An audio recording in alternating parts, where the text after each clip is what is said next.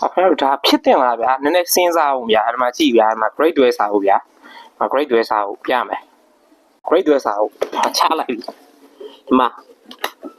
okay နည်းနည်းညစ်ပတ်နေတော့ကြည့် unit 3 unit 3မှာ diet nutrition ပြမှာနော်အဲ့ဒါတို့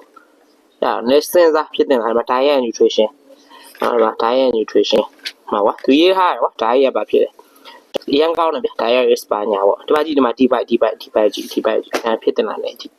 နော်ဖြစ်တင်လားလည်းကြည့်အဲ့ဒီမှာပုံလေးနဲ့ကျွန်တော်ထည့်ထားပြီမြင်ဗျာကျွန်တော်ဖတ်ပြမယ်ကြည့်ဘာရေးထားလဲဆိုတော့moreover, one of the most important factors in remaining healthy is taking preventive medicine. သူပါပြောလဲဆိုတော့ diet nutrition မှာကျွန်တော်တို့ယောဂကာကွယ်ဖို့အတွက်ဆိုရင်ကာကွယ်နိုင်တဲ့ဆေးတွေတောင်းအောင်ဗျာဥပမာပြောမလို့အားဆေးတွေပေါ့ဗိုက်တာမင် C တို့ D တို့အဲ့လိုအားဆေးတောင်းအောင်ပဲဗျာဒါကျွန်တော်နည်းနည်းလက်ခံနိုင်သေးတယ်ဗျာဒီမှာဒီစာကြောင်း